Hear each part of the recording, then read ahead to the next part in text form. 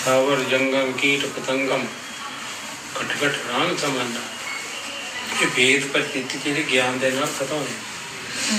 ज्ञान दृष्टि लवांगे फिर कोई फर्क नहीं सारी कोई मिट्टी के बने विज्ञान दृष्टि जी इतना ही आत्मज्ञान हो जाएगा तो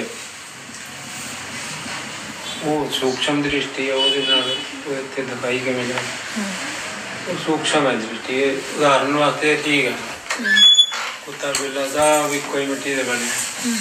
कोई फर्क नहीं। ही परम कल्याण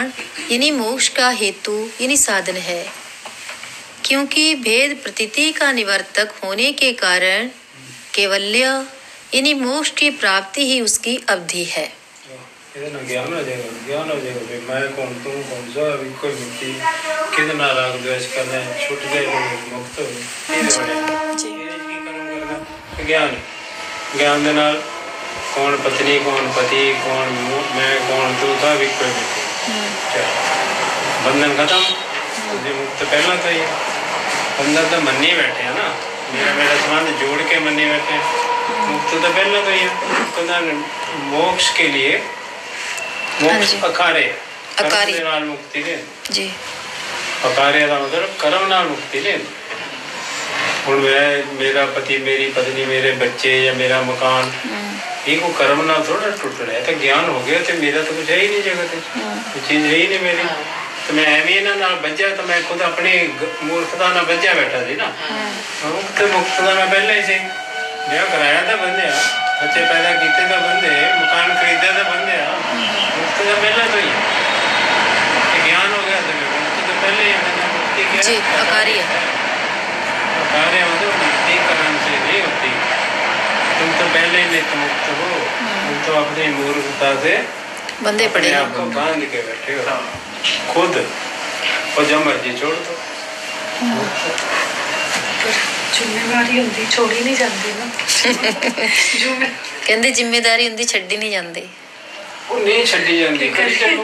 कोई दिक्कत नहीं करन च भी कोई हर्ज नहीं पर लेकिन जब अंदरों से मोह के संबंध बनाए ना वो टूट जा ये भी दुनियादारी कोई और कर लो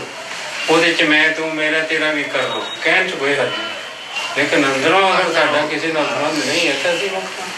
कोई मरे कोई जीवे कोई आ गया तां भी ठीक चला गया तां भी ठीक संबंध हैगे ने तां भी ठीक टुट गए तां भी ठीक क्योंकि पहला भी नहीं सी विच कार ही बने ने ना संबंध ਵਿਆਹ ਤੋਂ ਪਹਿਲਾਂ ਕਿਹੜਾ ਸੰਬੰਧ ਸੀ ਜਦ ਗੱਡੀ ਨਹੀਂ ਸੀ ਲਈ ਨਵੀਂ ਤਾਂ ਕਿਹੜੀ ਸਾਡੀ ਸੀ ਹੁਣ ਲੈ ਲਈ ਤੇ ਮੇਰੀ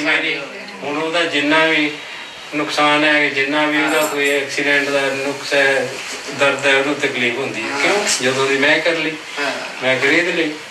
ਮੇਰਾ ਪਨ ਆ ਗਿਆ ਇਹ ਤਾਂ ਆਪਣੇ ਆਪ ਮਨ ਦੇ ਬਣਾਏ ਹੋਏ ਨੇ ਬਾਕੀ ਮੁਕਤ ਤਾਂ ਪਹਿਲਾਂ ਤੋਂ ਹੀ ਜਨਮ ਤੋਂ ਹੀ ਮੁਕਤ ਹੈ मुक्ति हाँ जी स्वतः सिद्ध है स्वतः सिद्ध है ਜਿਹੜੇ ਅਗਿਆਨ ਦੇ ਬੰਧਨ ਮੰਨੇ ਹੋਏ ਆ ਇਹਨਾਂ ਨੂੰ ਹੀ ਤੋੜਨਾ ਬਸ ਜਦੋਂ ਮਰਜ਼ੀ ਤੋੜ ਅੰਦਰੋਂ ਕੋਈ ਉਹ ਕੋਈ ਨਹੀਂ ਚੱਲ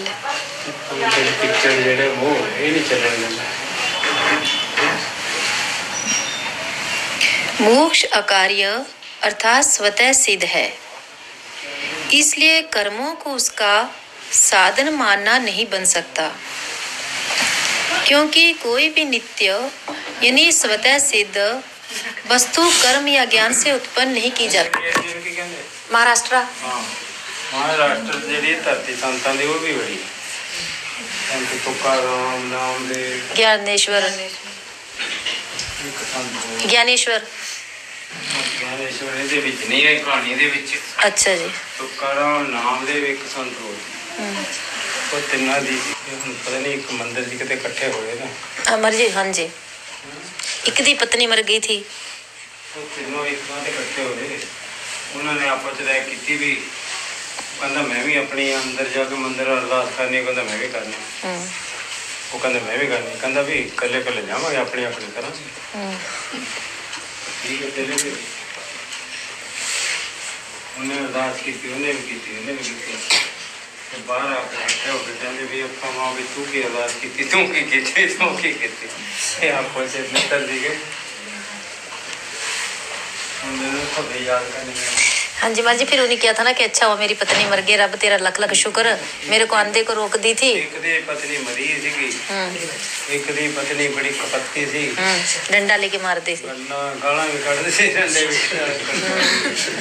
और एक दी पत्नी आगे इदा तिना दियां पत्नी। वो कहना मैं तो अरदास की रब्बा तू बड़ा मेरे पे कृपालु भी कर लूँगा, मेरी पत्नी कोई नहीं इसके मैं जा रहा, मैं जितनी मर्जी भर्ती कर रहा, जितना मर्जी जा, मैंने कोई नहीं रोक। चलो मैं तो यही अरदास की। और दूजा केड़ा थी जिसके सिर पर डंडा लकड़ी पन्नी थी जिना गन्ना पन्निया था सिर ते। आहो गाली कड्डी है ना, गन्ना पन्निया तक लांदे। अच्छा हुआ गन्ना पन्ना मुख खाने की छुट्टी हुई, फिर उसकी पत्नी मर गई थी। अच्छा जी, उन्होंने की अरदास की यही पेछा हुआ मैं छुट गया साथे हुन मेरे ओने अरदास की गाली कड्डी मेरी बड़ी कपत्ती है और बड़ी मैंने गाला कढ़ दी है कि ये रब्बा तू बड़ी कृपा की, उन्हें भी कृपा की। हां तो मेरे से बड़ी कृपा की कि मैंने ਇਹਦੇ ਨਾਲ ਮੋਹ ਹੀ ਨਹੀਂ ਰਿਹਾ। हाँ जी इतना अटैचमेंट नंदी प्रेम करे था जी वो कहना मेरा मोह ही नहीं रहा, मेरी जनानी बड़ी कपत्ती गाला कढ़ दी, इसकी मेरे मोह ही टूट गया। आप जी की कृपा, उन्हें भी कृपा मनी, उन्हें भी कृपा जी आज्ञा करेगी। उन्हें भी यही किते धन्यवाद किया, ये परमात्मा तू मैंने पत्नी इन्नी वधिया दी, मेरी आज्ञाकारी, मेरे किते रुकावट नहीं बनी। तिन्ना ने कृपा की अरदास की, चाहे जिहदी मरी थी कपत्ती थी, चाहे वधिया थी, मतलब हर वेले पॉजिटिव थिंकिंग थी संतां दी, नैगेटिव सोच ली नहीं थी। उन्हें भी पॉजिटिव सोच की, उन्हें भी पॉजिटिव, उन्हें इस करके जो सोना चला ही गया, ये रब्बा मैनू बार बार ध्यान रखना पैंदा जी, मेरी बिरती उधर जाती, धन्यवाद तेरा तू उड़ाता, धन्यवाद किया ना, नहीं तो हर वेले इतने बैठे भी टेंशन मेरा सोना चोरी हो जाए, चोरी हो जाए। महाराज जी सोनी दी जुत्ती पा के चले जाओ तां ही टेंशन रहती। तो कित्थों बड़ी सोने की भगती हां होंदी है ना, तो उत्थे फिर शुकराना करे रब का भी, ठीक है चला गया। हां जी महाराज शुक्र जे भगत आंदा फिर इदां दी पॉजिटिव सोच रखांगे, नेगेटिव है तो रोमा तो भाई मेरा मान गया, हाय मेरा सोनी सोनी जुत्ती पा के गुरुद्वारे जाने, पिछे ध्यान हुंदा मत्था सो टेकना, हाय मेरी कोई जुत्ती ना पा जाए। ते इहदे नाल हुण असीं चलदे ना